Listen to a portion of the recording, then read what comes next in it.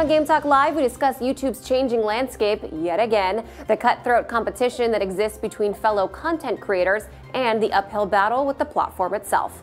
Let's get to it.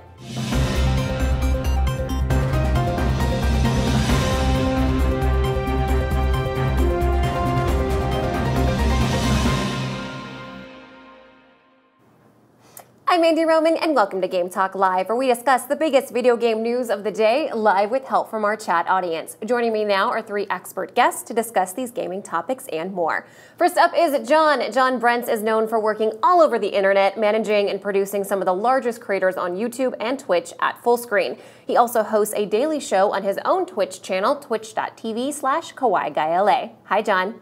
Hi, I'm excited to be back, but it always seems to be around problems in the digital landscape for creators. So we got to find another opportunity to talk about great things happening in the space here soon. We do. We will talk about just video games one day, John. Yes. I promise you. All right. Also joining us today is Vincent. Has been making satire comedy videos on YouTube for 12 years. Recently, he's made the transition over to streaming on Twitch daily, which is now what he loves to do more than anything. Hi, Vincent. Okay. Hey, how you doing? Sorry about that. I had that muted. Hi. Hey, thanks for having me on the show. I appreciate it. I'm excited to talk about this because it's stuff that I've been thinking about for a long time. Fantastic. Glad to have your insight. Also joining us is Eliot Dewberry, one of the two faces of the ETC Show YouTube channel. For a few years now, he's been doing news and commentary about movies, TV, video games, tech, and whatever Florida man has been up to lately. He recently picked up The Witcher 3 on Steam for just $20, and it has destroyed his life. Hi, Eliot. Hi. So glad to be here. I've been accused of being an old man who shouts at clouds, and this is my favorite cloud to shout at.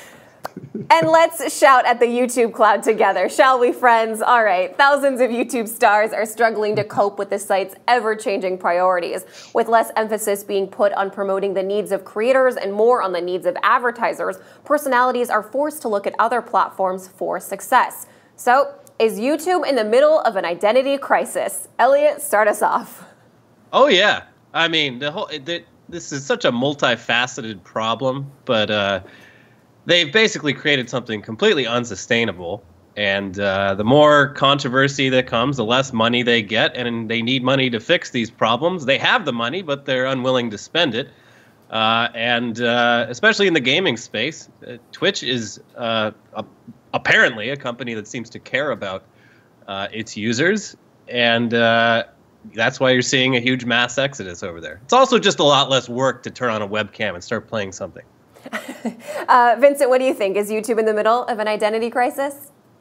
Yeah, I would 100% agree with that. I think it's in the favor of certain channels, but in the grand scheme of things, it seems completely reasonable that YouTubers will want to go over to Twitch if that's the platform for them, especially gamers. It is easier to just turn on a webcam and have fun with your audience. I mean, the difference between that and YouTube is that when you're spending time with your audience all day, every day, that only builds a relationship. It's a relationship that you can't necessarily find by uploading videos all the time. You know, you upload a video, then the comments happen. There's not really a conversation or a dialogue happening. On Twitch, there's a conversation, a dialogue happening consistently all day, every day. And that's what I like more about it. And I think that that's what a lot of creators are liking about it. Mm-hmm. So why not YouTube Gaming then, Vincent, if they have a similar platform like Twitch? Oh, Eliot cackles. Yeah, Eliot, you go for it. You want to take it? All I have is a laugh. Like, they've had like 3 years to get that shit right, and it still is just a shell of what Twitch has managed to do with a tiny fraction of the manpower. Sure. So that's my response to that. Yeah, I would say when I get linked to a gamer or a streamer, it's always on Twitch. It's never a YouTube stream. You know what I mean? I know a couple people that do YouTube streams, but there's something about the community on Twitch that is welcoming. It's inviting. It's supportive. And that's been my experience on Twitch in the last 6 or 7 months, as long as I've been focused on it. There's something about it. People want to support each other on Twitch. YouTube seems more cutthroat when it comes to streaming or video uploading. But when it comes to Twitch, it's after you do your stream, you say, well, who do I want to send my audience to next? And you can host somebody that could be significantly smaller, and you can change their life, if you're a big enough streamer. Sure. All right, John, is YouTube in the middle of an identity crisis? Are most digital content platforms, is this a YouTube exclusive issue? Well, I guess when it comes to identity crisis, this is not the first year that YouTube has had an identity crisis. If we look at all the years of YouTube, it's always pivoting between different types of content. There was the era of the cover musicians. There was the era of the introduction of the gamers. There was a prank period. This past year, there was the Spider-Man Elsa period occurring on YouTube. And I think it was like in YouTube's mission statement that they want to just give people a platform to showcase their voice. That is not wrong in any capacity. Now, where it's starting to deviate currently is that they are moving away from selling the dream capability. So the demonetization of content creators, mostly in result of advertisers pulling off the platform, has scared a lot of people from pursuing that dream or having that need or desire to build a base on YouTube, or at least where we're discovering. The ability to surface in the current atmosphere, even on a logged out portion. Like, let's say, for example, I loaded up an incognito window just to see what was the front page of YouTube. It was entirely broadcast television and then one row of life hacks by some channel I've never heard of. So it's like, in the ability to surface on a platform that's focused on SEO behavior, broadcast quality content being pushed first and foremost to reattract those advertisers, it doesn't really give the capability for smaller streamers, smaller creators to lift. And so when it comes to identity crisis, I think they know who they are, and they just want the money to come back in. And they want to be seen in the same way that NBC, Fox, and all these other major broadcasters are seen. Sure. So, Eliot, has YouTube been too reactionary in their responses to advertisers and too slow to react to the needs of the ones creating content for their platform? Yeah, absolutely. I mean, every problem they've had over the last, I guess it's been 2 years since the whole demonetization frenzy began, but every single step of the way, it's been a problem they could have fixed if they just invested the time and energy into preventing it in the first place. And yeah, no, everything about them is reactionary, and their reactions are not really that effective. So yeah, I don't know. So I guess I would say to that is just like, YouTube, if you look at the different platforms, each platform has its intentions for how it wants to surface. YouTube's focus, first and foremost, is on watch time behavior with ad sales placed against it. It doesn't seem to be placed on the creator base, at least vocally, as opposed to what we see coming out of Twitch. Twitch is constantly changing aspects of their platform based on what the users are telling them. They had their feed function. They're going to be sunsetting that as part of their program here soon. They have constantly updated moderation capabilities and the no tolerance policy recently for bullying. Bullying is still very active if you look at the YouTube sector. I mean, drama content is still a major viewership driver. Gamers attacking one another vocally on that platform is a viewership driver, whereas on Twitch, that's a no-go. So I think it's just a mentality shift that needs to occur in the event of creators want to be protected. They want to be in a safe space. They want to know that their community is being curated in a fashion that's protected for them and is safe for them to go on broadcast. YouTube just is not a safe space currently. It hasn't been for a while. At least that's my personal perspective. Sure. So we're talking about a lot of YouTube creators moving to Twitch or other platforms. We're also seeing a large movement of content creators to Patreon.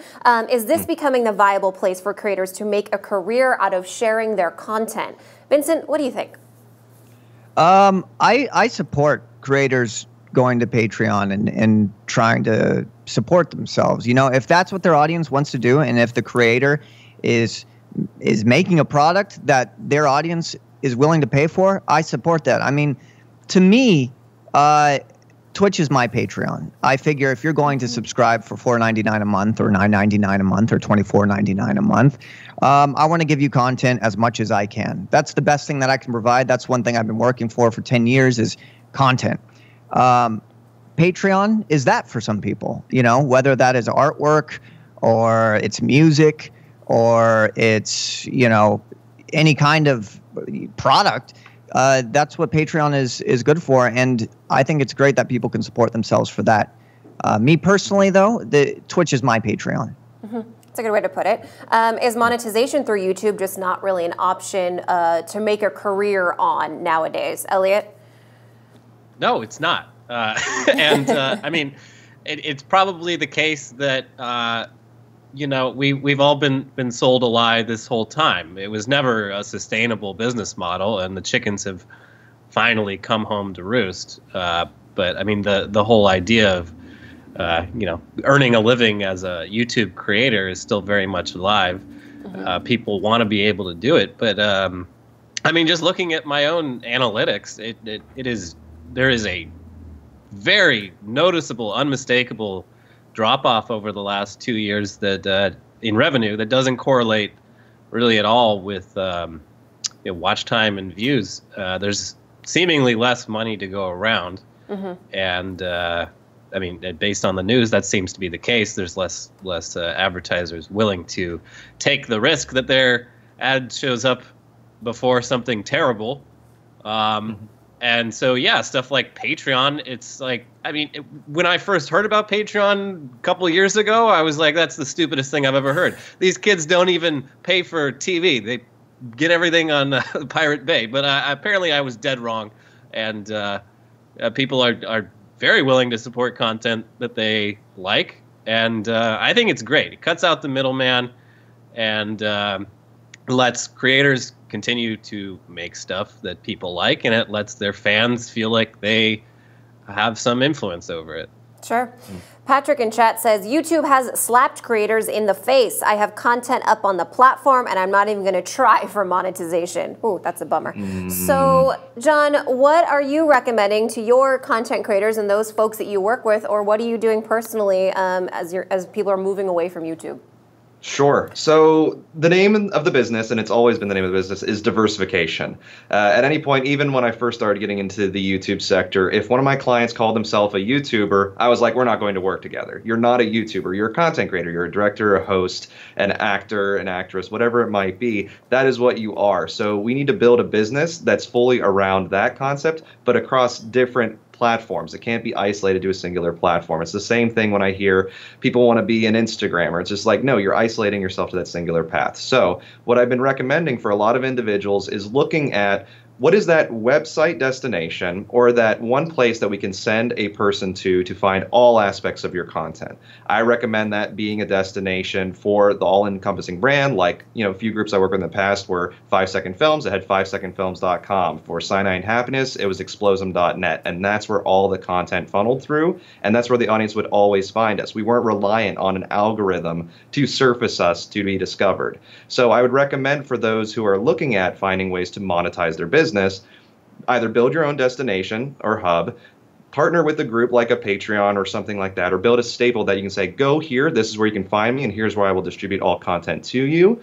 But never at any point place all of your eggs into a single basket of a platform, because it can be gone. I mean, we look at Vine, look at MySpace. Mm-hmm. People built businesses on MySpace, it went away. Vine crushed the creator community, and then they had to jump to YouTube or wherever they ended up going.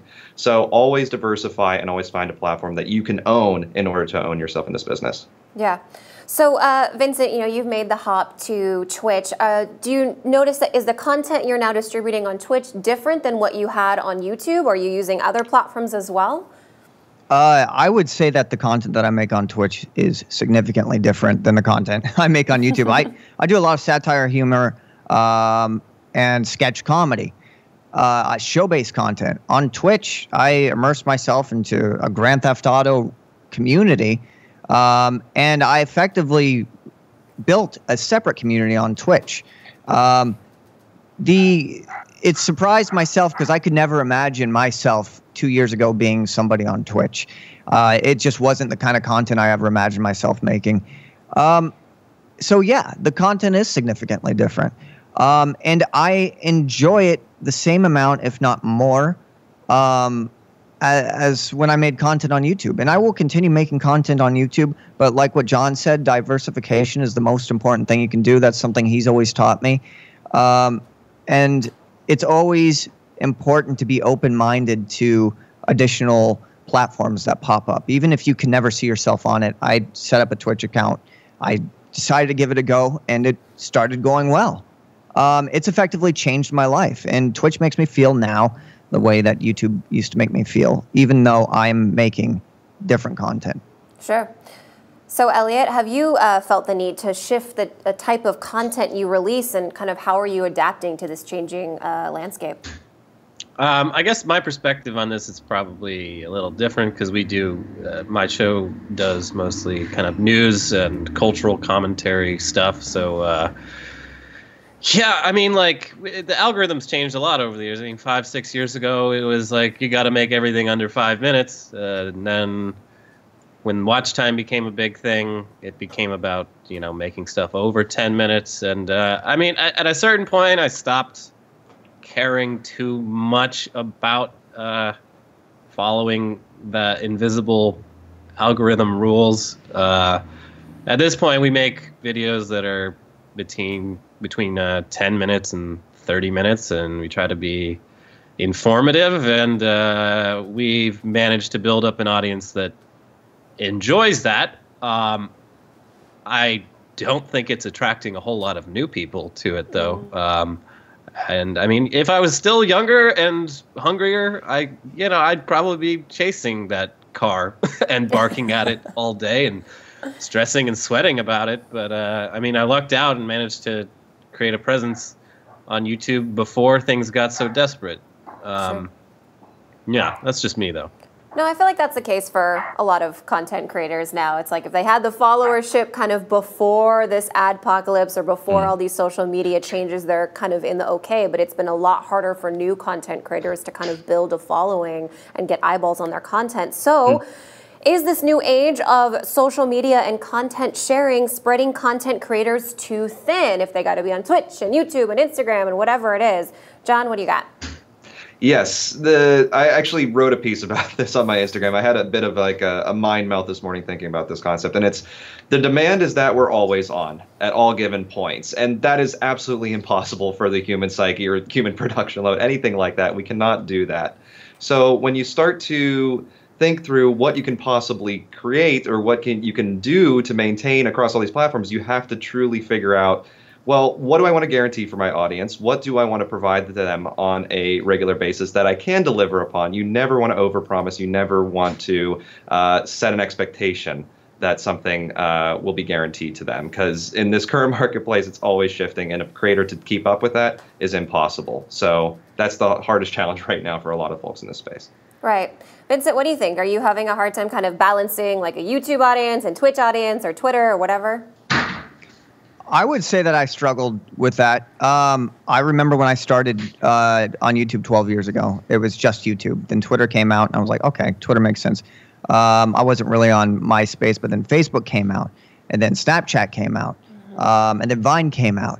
And I was, effectively in terms of creation, hyperventilating to put content out on each platform, trying to find a way to immediately adapt to each platform as well. So I was dividing my brain, I was dividing my creativity and figuring out how to take this version of creativity and put it on that platform while simultaneously taking this version of that same creativity and putting it on this platform and trying to figure out if it worked.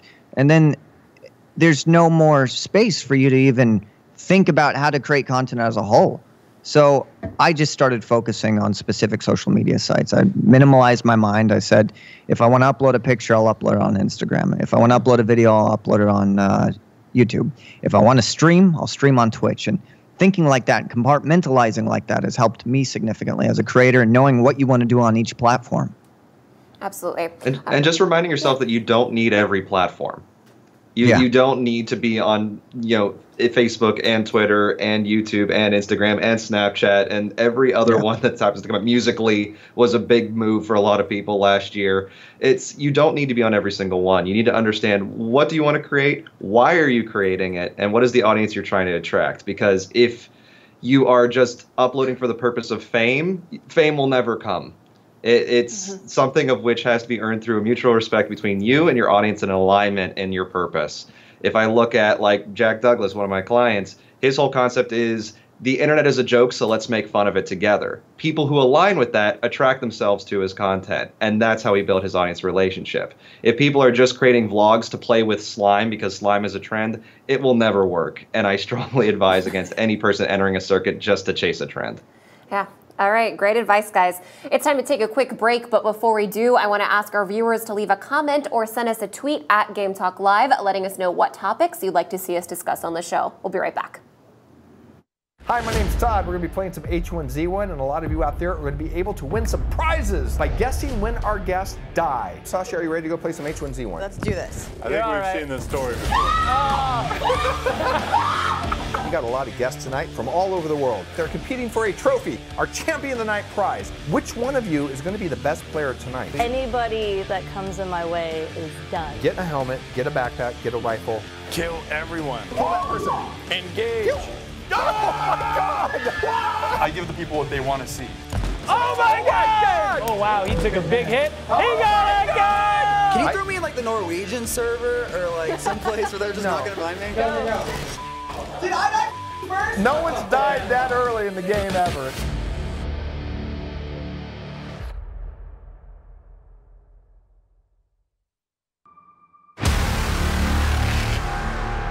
We have 75 players each here.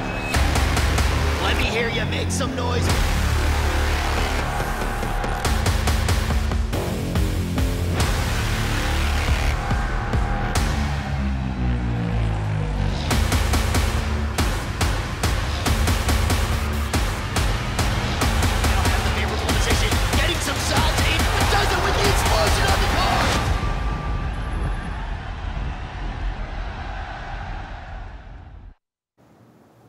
All right, welcome back, everybody. Prominent YouTube star and singer Poppy is being sued by fellow content creator Mars Argo for copyright infringement. Argo claims that Poppy is producing content that is way too similar to hers, but is yet to be seen if these claims actually hold water. So, in your opinion, is there a case here, John? Okay, so this is tough. I'm not a lawyer. Yeah, I'm but a manager, break it down for not an us. agent or anything like that. But I'll break down the concept here. So there's no way that a person can own a concept or an idea or an execution. I mean, we saw this similarly a while ago when there was the issue with the Fine brothers attempting to own the term react or reaction on YouTube, and we're trying to build a sector around that ownership. That's not possible, not something truly able to control on the YouTube experience. I'm sure artists can fight and quabble and see who owns what when it comes to their IP, but that is not a case of which can really exist on YouTube. Every person's content is a derivative of another person's content. It's just art imitating art time and time again. So it really comes down to if a person is ripping the content, reusing or repurposing a person's art in their videos, then there might be a case for content ID ownership. But aside from that, like, this is one of those cases where it's a person trying to build fame off another individual is my thought. Sure.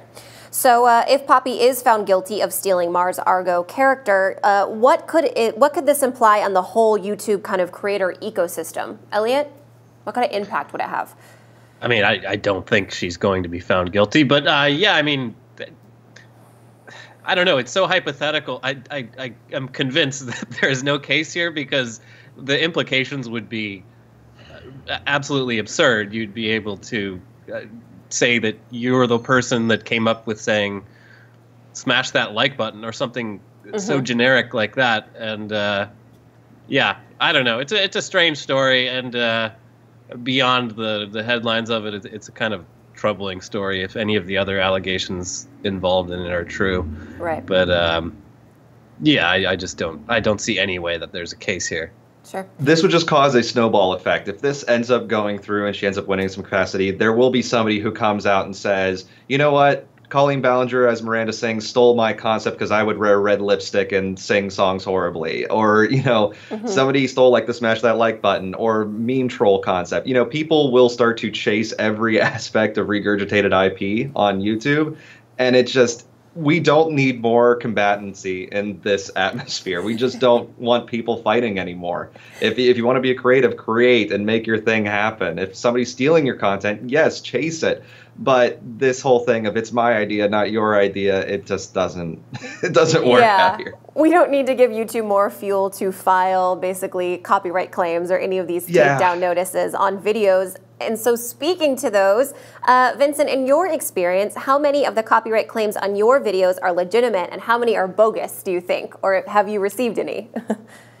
I would say that the only time I've received copyright claims are when I upload a video using a soundtrack that I really like, that I think fits a scene. When that happens, I say all rights to the music. I don't care if my ad revenue is going to go to the artist when it gets DMCA'd. If the music in my video is going to go to that, I'm willing to sacrifice for the integrity of the video, the ad revenue to go to that artist who made the music to make the video what it is. As far as false claims go, I've not experienced that. I've had my videos demonetized due to them not being advertiser friendly. That's been my biggest struggle. Just because I have a show, say, Kill Your Meme, but nothing in that is violent. It's just in the title of my videos will get demonetized. So that's been my biggest issue. But as far as copyright claims go, I've not experienced really any issue with that. Sure. So the machine that we talk about that's flagging videos, I mean, I feel like they throw up false flags pretty often. I mean, how does this hurt the creator, and how do you get your content back? Because I feel like that first 24 hours of a video getting uploaded is the most crucial. And so, I mean, how has that hurt you as a content creator, Vincent? It's pretty intense because you figure out when you upload a video. Like you said, the first 24 hours is the most intense, especially that first hour of reception. So when a video when the monetization is taken off or there's some sort of claim, it makes you think, oh, should I delete it and edit it differently, get rid of what it is? And sometimes you don't know exactly why it wasn't advertiser friendly. That's the biggest issue, is you don't know what you did wrong.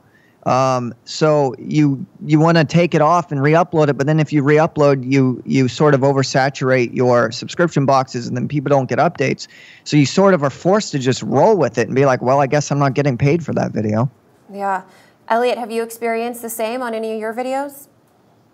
I mean, copyright claims, not so much. We've been pretty careful about that, but demonetization, oh yeah, a whole lot. And it's incredibly frustrating, the whole 24-hour thing, especially because you can't request a review until it's hit 10,000 views, and by that time the momentum is all but gone. And I mean, it sucks, especially for a channel like ours. We do a lot of news content where we'll do a story about a topic that might be controversial and might on its face appear not advertiser friendly, but like an example is this is kind of gross, but it was in Time Magazine and Newsweek.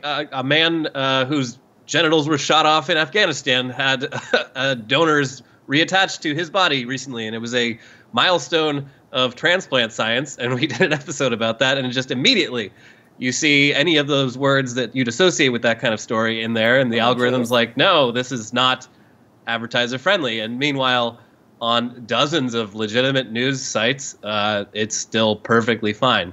So I mean, yeah, that's kind of frustrating. I understand why it happens, but it's still just I mean, if I was really beholden to that, I would just stay away from topics like that, and that, if everyone did that, you wouldn't know as much about the world. I think you see this a lot, especially with YouTube rightfully doesn't want sort of fascistic Nazi content on there, but in telling their bots to go after that, they're also going after channels that are really fighting the good fight, trying to push back against that kind of stuff. Yeah. And I mean that it's not good. So, John, is there any hope to fighting against the machine, if you will, that demonetizes videos?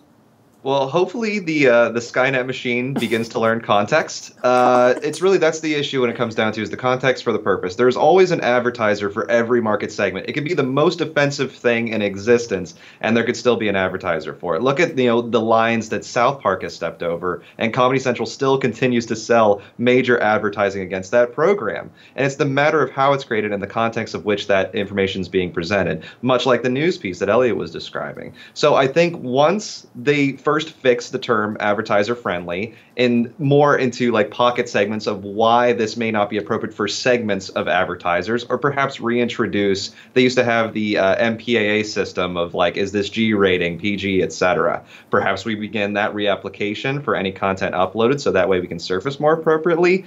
But once the robot begins to understand context for, who's the creator, what type of content have they created in the past, what is this piece genuinely about, And honestly, once they scale up their staffing, they said they're going to be hiring on 10,000 people for review of content moving forward. Hopefully, once that's in place, the process will become cleaner. But as for now, this is why we have to constantly be advising diversification. You cannot be reliant in any capacity on ad revenue in the current market.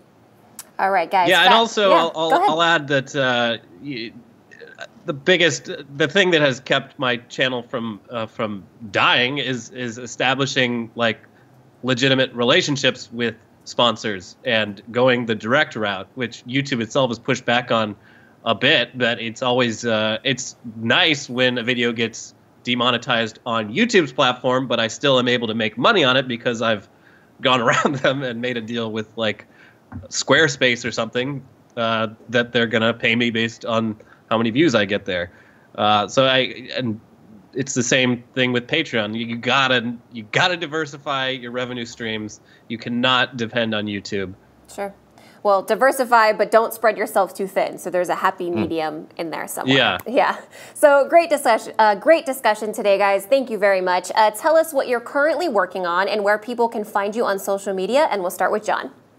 Sure thing. You can find me on my nightly stream over on twitch.tv/KawaiiGuyLA. Just completed Donkey Kong Country Tropical Freeze, which was a pain in my ass. But we're moving on to State of Decay 2 tonight, so hope to see you all there. Thanks, John. All right, Vincent, what are you currently working on and where can people find you online? Well, I stream every day as well. You can find me at twitch.tv/CYR.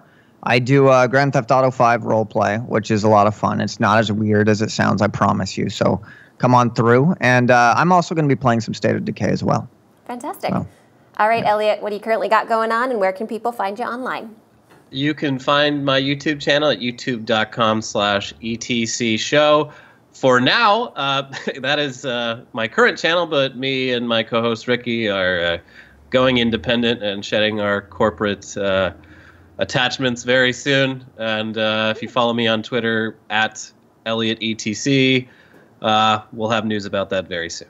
All right. Thanks, Eliot. And thanks to everyone who watched, commented, and shared the show. I'm Andy Roman. Don't forget to like our Facebook page and watch Game Talk Live every Monday, Wednesday, and Friday at 2 p.m. Pacific. We'll see you next time.